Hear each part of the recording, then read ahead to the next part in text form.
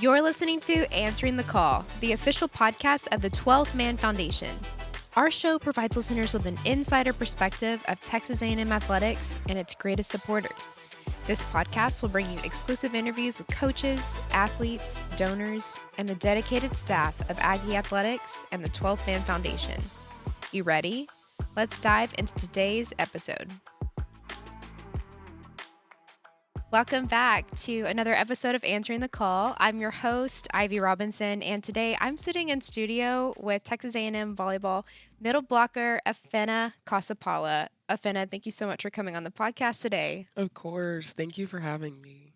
Ifenna, we're very excited to have you here. And to start off today, can you tell our listeners just where you're from, where you went to high school? Tell us about your Yes. background. So I'm from Dallas, Texas, from a little city outside called Louisville, Flower Mound. And I went to Marcus High School, and that's in Flower Mound as well. Did you like growing up in the Dallas area or in that Louisville, Flower Mound area? Yeah, so I was actually born in Wisconsin, and after like a couple years, my family had moved down here, and I've been here since. So that's really like all I know. But yeah, like I've grown to like it, and that's the city that I claim. So Yeah. How old were you when you moved from Wisconsin? Were you pretty young? I was probably like 3 or 4 because I started kindergarten in Texas. So Okay. like I was here, and that's like around 5, right? Ish. Yeah. Yeah. So like 3 or 4, I guess. Tell me about your family. I'm Nigerian American. Both of my parents are Nigerian. They were born and grew up there. I was the first one that was born in the US, so like I was the first US citizen. I have 3 siblings. I have one younger sister. She's about to be 19 and she actually goes to A&M. And then I have 2 brothers. They're twins and they're about to be 18. But they're seniors in high school. My sister's a freshman here at A&M and I'm about to be a junior, or I am a junior now. How fun. How has it been being able to experience Texas A&M with your sister? It's been so much fun. We always like at least once a week, like I see her as often as I can. We'll go and get food or like boba or just hang out with each other. So it's really cool that I get to like go to this school and she's here with me and I'm here with her. Very, very neat. That's fun. My sister she is a junior here at Texas A&M, and it's so fun getting to experience College Station and going to Aggie games together. It's just Yeah. the best. Yeah. Having that sister experience here in Aggieland. Going back to Dallas and growing up in Dallas, tell us about when you first started playing volleyball. How did you get introduced to the sport? Right. Okay. So my mom, which I love her for this, she was always like, my children, like, they have to be active. So, like, we played sports. We, like, swam. I know I fenced at one point, tennis, track. We were just always busy doing something. And then I think one day we just went to the Y and we were playing volleyball. And I was just like, I really loved the sport. It just, like, stuck immediately. So I started at the Y, kind of played there for a couple, like, seasons, like, summers and things like that. And then one of my mom's friends actually told me or told her about club volleyball. And she was like, well, she should try it out. Like, she's getting a little too good for the Y. Like, she should try it out. And that's what I ended up doing. So I started and finished my club career at Mad Frog. It's a club in Plano, Texas. I love it there. I love the coaches. I used to like live at that building. If I wasn't at school or I wasn't at home, I was at Mad Frog. And yeah, that's kind of where I developed a lot as a player and as a person. So yeah, I'm forever grateful for that club. And like I said, I started and finished there, which is kind of like, I guess, rare in the club scheme now. Like people move around for coaches and stuff, but I was there the whole time. When you started playing at the Y, were you playing with like other friends or were you just Well, it was me and my sister again. And then like these girls, they were just kind of from our area. We ended up seeing a lot of them at school, but it wasn't like, oh, these are like our friends. We're going to go and play volleyball together. So yeah, it was kind of a new experience for both of us. That's great. Do you have any family members who played sports in college? You said your mom encouraged you to be active as a Yes. young girl. Yeah, I don't think my mom played it in college, but I know she used to play soccer and she used to run. But that was over in Nigeria, I'm pretty sure. Wow. So yeah. Yeah. So kind of that foundation of being active and that just translated right to y'all. Yeah. So it's really neat. So you played club volleyball. When you started playing club, was middle blocker the position you started playing right off the bat, or did you play any other positions? Yeah, I've actually been a middle like my entire career. Really? Yeah, Okay. because I was always taller. than the other girls. I mean, now other people are starting to catch up, and I'm not like the tallest on the team anymore. But when I started, I was middle.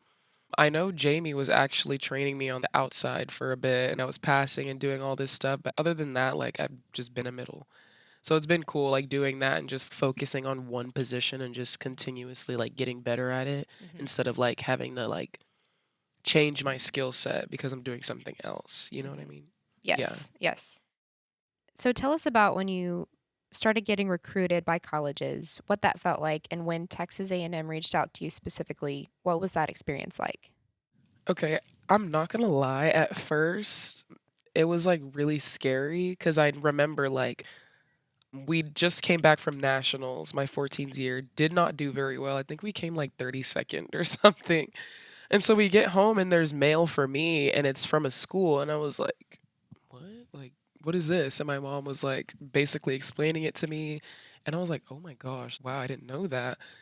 So now I go into my 15th year with one of my like favorite coaches. And then we end up winning nationals in it was the USA division. So not the open division, but the one under it. And then, of course, I'd gotten home after that one, more letters and things like that. And then that's when I kind of was just like, okay, I have like 2, 3 more years of club. I'm going to focus here. I'm going to like talk to schools, get an idea of where I want to go so that by like, I think it was like my junior year, I could commit. And then it's actually a funny story. And like when I tell this story, like people like don't believe me, but A&M was not on my top 5 list. Like I'd written my list already. And once you like narrow it down, you kind of just focus on those 5 or 3 and then just keep talking to them, figure out where you want to go. And A&M was not in my top 5. I just remember one day, like I was in my email and I was just scrolling through because you have to like literally make a separate email for recruiting purposes because it's a lot. And I was scrolling through one day and then I was like, Texas A&M. I've never heard of this school before. Like, what the heck? And then I press it and like literally that's where this all started. Like I had no idea about the school. I think I just read it and I was like, okay, like I'll just get on a Zoom with them. And this was like the old coaching staff, so not Jamie didn't recruit me. Hmm. And it was just like, huh, like I kind of like this school, like, and then I ended up committing. So So all from an email. It all started at yes, that like one literally, if I click, was not on my opening phone, the I email don't know if I message. would have been somewhere else. I don't know. It kind of stood out to me.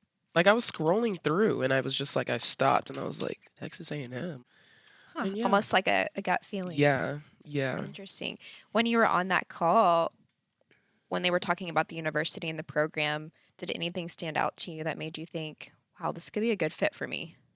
I was still young, so I really just wanted somewhere that was like close to home, but not really close. So like even now, sometimes I don't like driving home because 3.5 hours is a lot to me. But yeah, that's like close enough, but it's also far enough. I stand for like what the school stands for. They had won the SEC a couple years before that. So there was a lot of things that I could help because I remember telling the coaches, I don't really want to be at a program that's already like developed. Like, I want to like be part of the developing of a program. And yeah, that's I kind of just saw myself here doing that. I love what you just said there. Like, that's really interesting to me that you wanted to come and be a part of a program that was on the rise, and Yeah. help build it and establish it. I think that's a really unique perspective. And Yeah. I don't know if a lot of athletes have that perspective, but that's a really admirable thing in my Thanks. opinion. Yeah. What are you studying here at Texas A&M? I'm majoring in psychology and minoring in sports management. Awesome. Good for you. What made you choose that major? I didn't come to college with this major. I came to college with kinesiology, but after being in a couple classes, I was like, I'm not really interested in this, honestly. Like, this is not for me. I was in general studies for a while, like just figuring out what I wanted to do. Really stressed, obviously, because I was like, I can't be here forever. Like, I need to figure out what it is. And like psychology had always been like kind of interesting to me, but it's never something I thought to like expand on. So it was just like, yeah, like it's cool to know like how the brain works and why people do what they do, say what they say. But then I was like, okay, wait, like learning more in depth about it probably would be kind of cool. So I ended up switching into psychology, sports management. I know I kind of want to stay in sports anyway after college. I would like to go pro. After that is where I'm kind of concerned right now because I can't do pro forever. It's just like, what am I going to do after that? and I wanted to maybe like work in sports psychology or, you know, something like that. I really don't know yet, Yeah, but absolutely. And you've got time. You've got plenty of yeah, time. Yeah. yeah, I think everybody, when I was in college, everybody has this pressure and this feeling of like, yeah, I've got to figure out my whole life before I graduate. And that's the beauty of it. When you get out into the real world, you figure it out. Figure out things that you enjoy and don't yeah. enjoy. And so, what has been the most surprising and unexpected part of your college volleyball experience so far, like being a part of Texas A&M volleyball? So I I don't know if this is for all schools. I really don't think so, which is why it's like I also like being here. Like I genuinely think we're like so spoiled as athletes. I can go and eat whenever I want to. I live in a well-furnished place. I get cool gear. I get paid every month. It's like a job, but it's not a job for me because like I like doing it. So it's just like all these benefits and things that we get just for being athletes here. For football games, like people pay like thousands of dollars for tickets and I can literally just walk in once I sign up. That's so crazy to me. But yeah, things like that.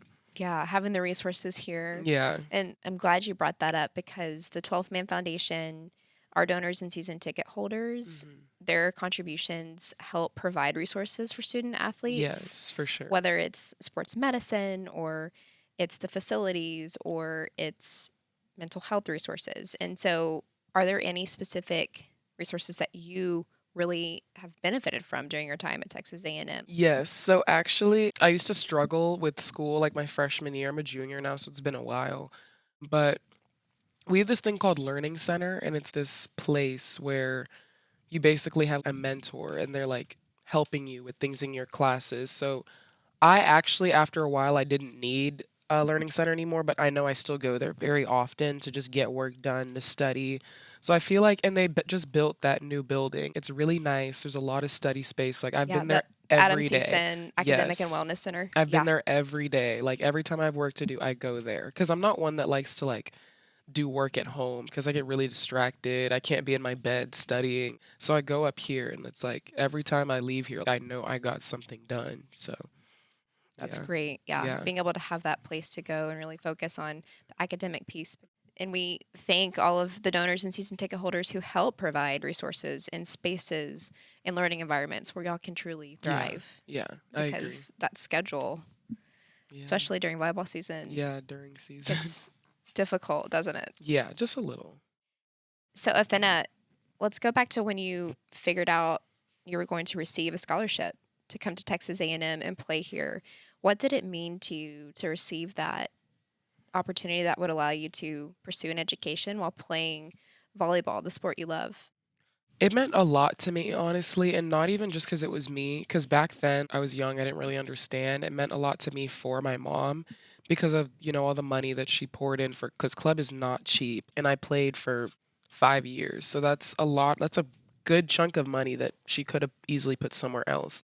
So just like her just being there, supporting me, like never complaining, taking me to tournaments at like 6 in the morning, 5 in the morning, flying all over the country for straight months at a time.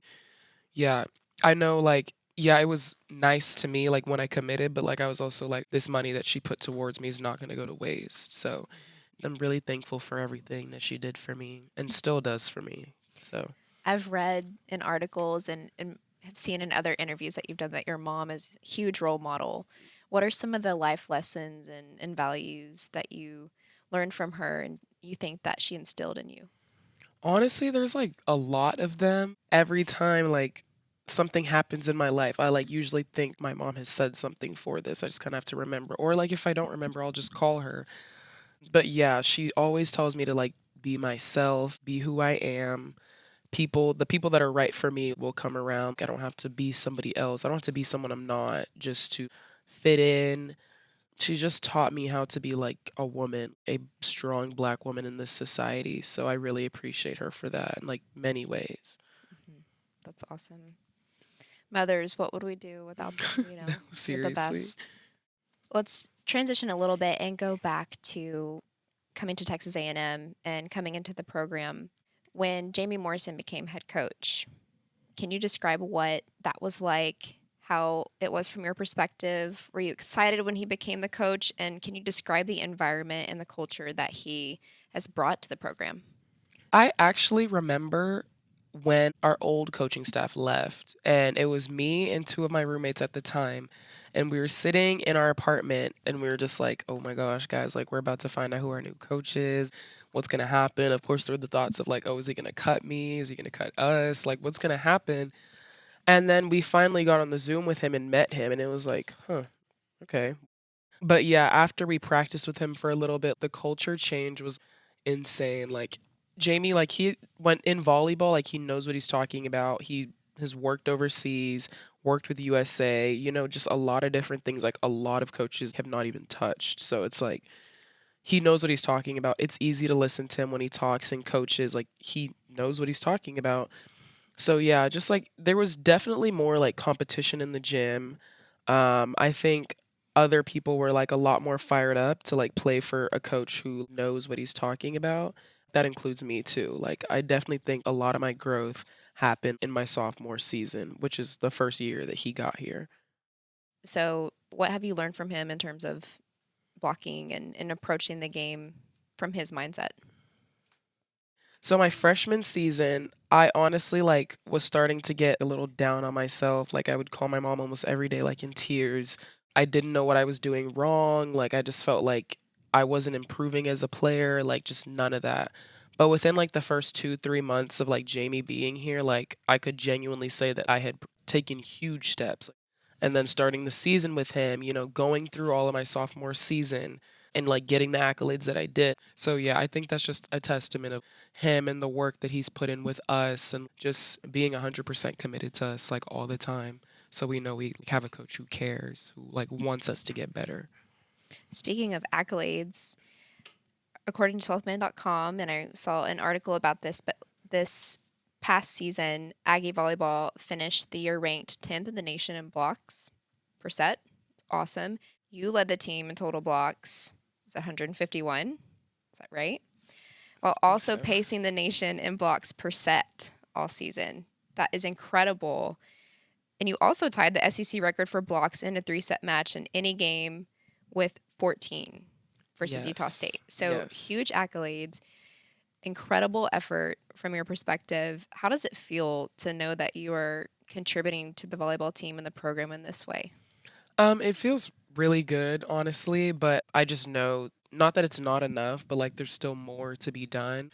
I could break those again. I could help my team in other ways. It may not mean me getting those accolades, but like at the same time, if the team is winning, then so am I. I can't win alone. I didn't get those accolades alone. I had to close to a block that my outsider, my opposite, did.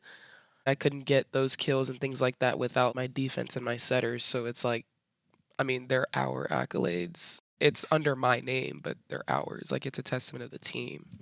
I love that, Ifenna. I love it. Are there any other staff members outside of Jamie who have made a significant impact on your volleyball game or maybe even your personal life? So she was my club coach. Her name's Michelle. But she coached me my 15s year and my 17s year. Both times finished really well in tournaments, nationals, and all that stuff. But she was really someone who pushed me as a person, like on and off the court. I'm sure like we would get under each other's skin sometimes, but I know it's all love from her. She even like went on to coach my sister. So I think she helped me a lot in my volleyball career, like even before I got to college, taught me some valuable lessons, taught me how to play volleyball. When I try to think of a coach that's like kind of similar to Jamie, like in a couple ways, I feel like she's the one that comes to my mind first. And like I've been coached by like a lot of different people, so with different coaching styles. So yeah. What is your favorite part about volleyball, the sport in general? What do you love about it? What fires you up and why are you passionate about it? I think it's just the way like it makes me feel. Like I played other sports too, like I said, but it was just like cool, like I'm playing the sport, but like getting a block or like getting a kill or just it just feels really good. Mhm. You know what I mean? Cuz I know some people's reasons are like, oh, their mom or their sister played, so now they play for them. But it just makes me feel good. Yes. One of my favorite parts about volleyball, and this is just me personally, but when I played, I loved how your team was on one side and you stayed together as a tight knit, cohesive team. And then opponent was always on the opposite side. There was no mixing, no mesh Yeah. like basketball or Yeah. I thought that was fun. Just Yeah. being able to I'm a non-confrontational person, so basketball was definitely not my game. Like Yeah. blocking and I shoving never and wanted to play basketball. It's yeah. like solely because it's so physical and I don't like to run, honestly. Yes, So constantly running. Yeah. Yeah. So, can you describe what it feels like playing volleyball at the SEC level? When you're SEC matchup, big game, what does that feel like?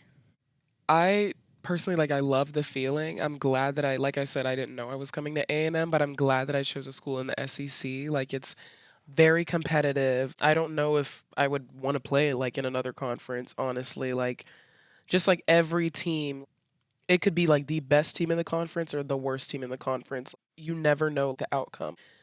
Last season, like I'm going to use this as an example, we're a good team, but Alabama's record was not that great. But Alabama came and beat us the last game of the season right before the tournament. And like I couldn't even be mad, honestly, because it was like, like everybody's going to have their nights.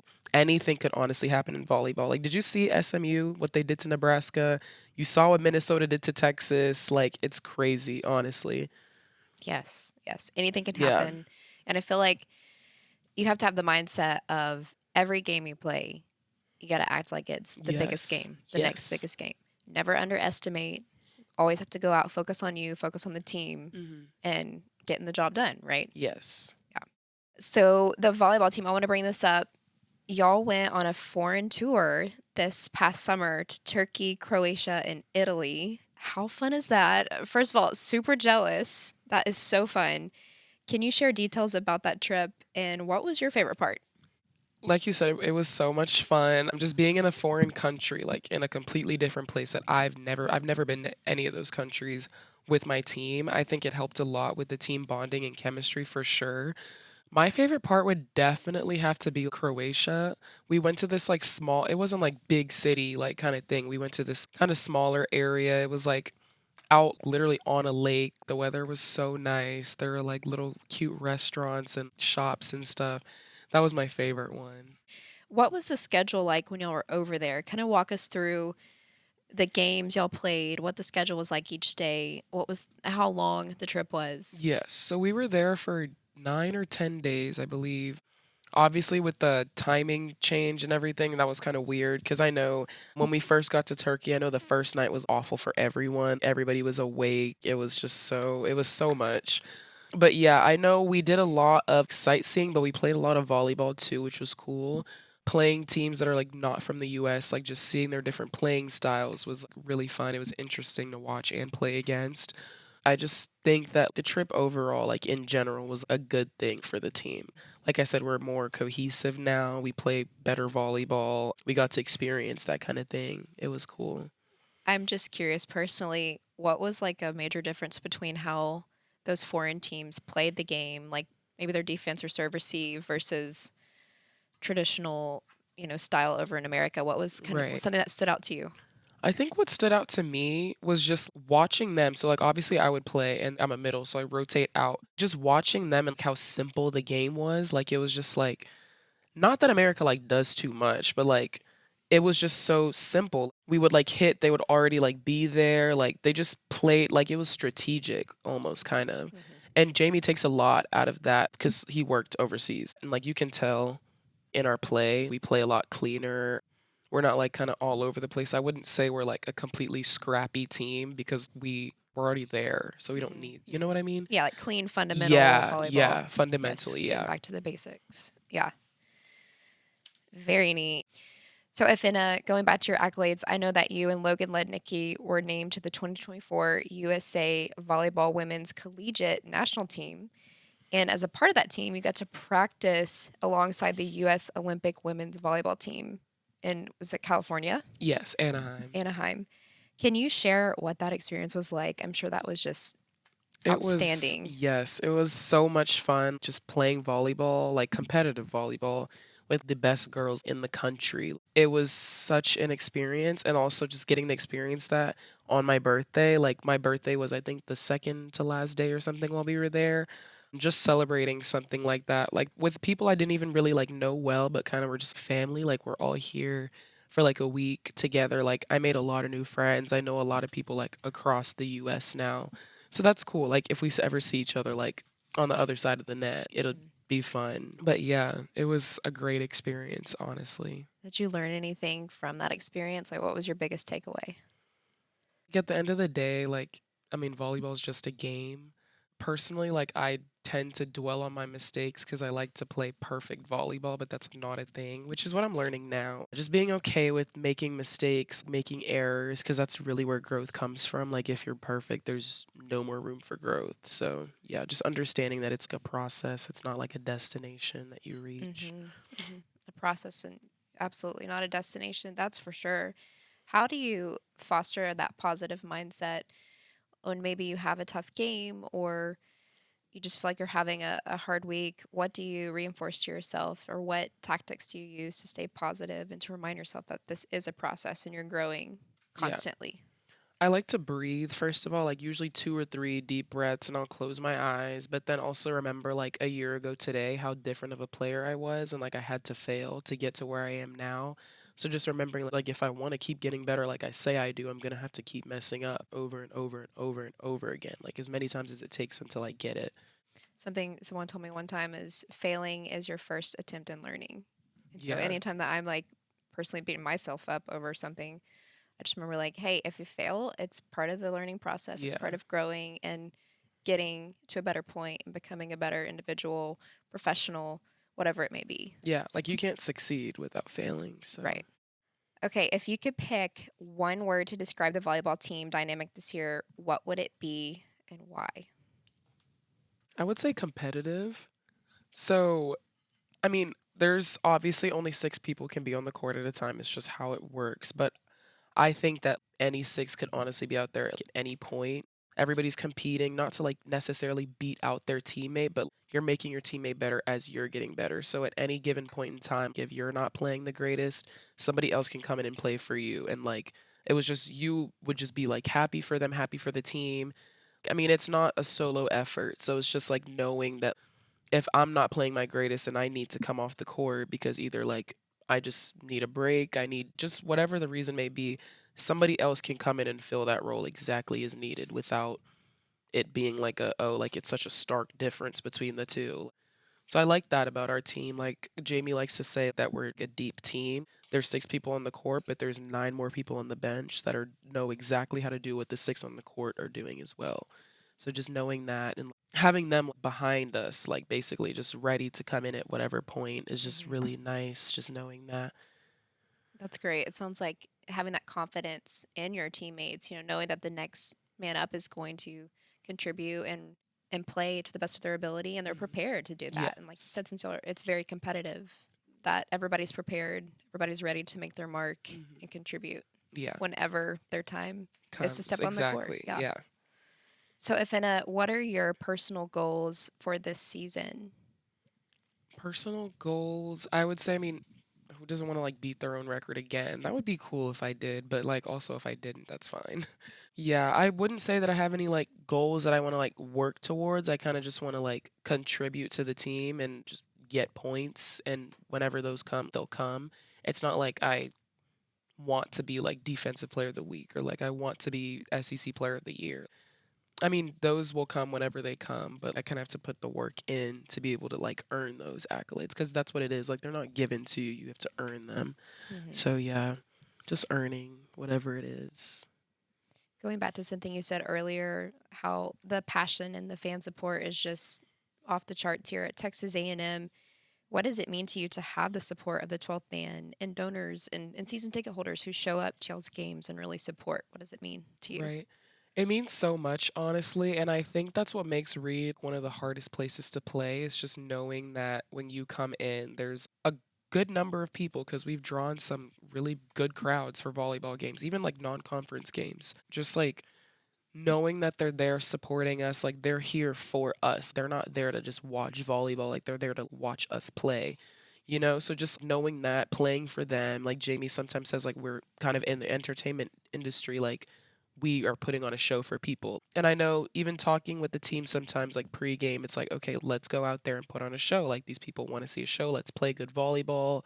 Let's, just do all the things that like make a team good so they can see like where their money is going, where their time is going, where they're bringing their kids on Sunday afternoons, things like that. Yeah. So it means a lot.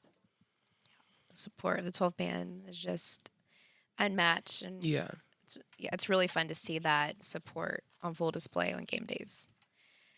What would you say are your future goals beyond Texas A&M? I know earlier you had mentioned pro and then a career, perhaps something sport related or in the psychology realm. So what would you say are your future goals beyond Texas A&M?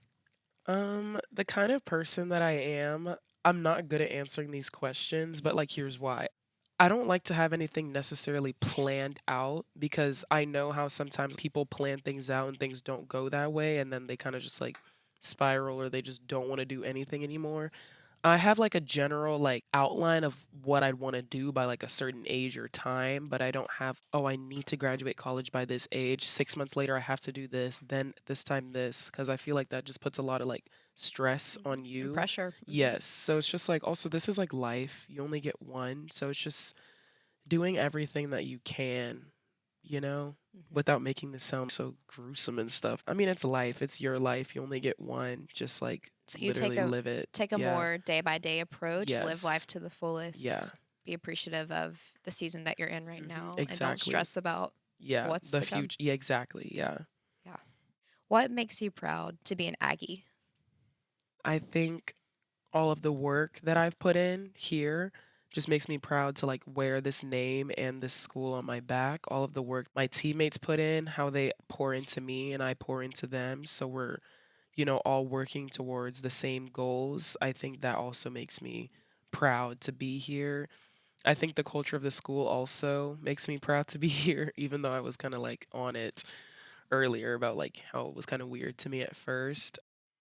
Yeah, for my mom, obviously, the things that she's done for me to even be sitting here right now. Yeah, just like those things really just make this experience so much better, knowing that there's reason behind why I'm here. Mm-hmm. And last question for you, Ifenna, today.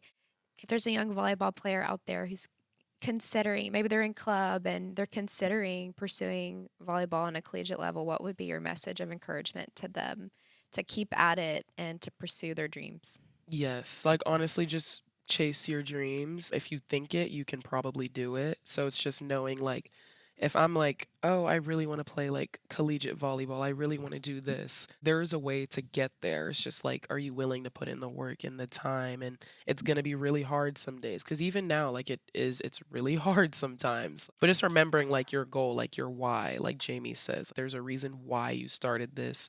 Let it be strong enough so that it's like something you can turn to in those darker times and things like that. Yeah. What is your why? I have a couple whys. I mean, I just want the best for me, as selfish as it sounds. I've been through a lot growing up, family, like I've been through genuinely a lot where I've always kind of put myself on the back burner and done things for other people, and this is something that I like to do. I'm literally about to get emotional. No, all good. But yeah, all this is good. something that I genuinely like I love to do, so I'm going to keep doing it as long as I feel this way. Like if one day, like God forbid I wake up and I don't want to do this anymore, like I just won't do it anymore. I have to put myself first, basically. So that's like a really big reason. Of course, my mom, again, I literally can't shout her out enough. Shout out. What's her name? NECA. Shout out to NECA. Yes. So, yeah, the money that she put in, the time, the care, the selflessness that she put in. Because I have 3 other siblings who could have also probably wanted to do the same thing. She could tell this was something that I really like loved to do, and she just poured into it immediately, like without a doubt. So, Ifenna, this has been just a phenomenal conversation. Really enjoyed having you on the podcast and just getting to hear your story and why volleyball is important to you and your journey to Texas A&M. So thank you so much for coming on the podcast yes, today. thank you so much.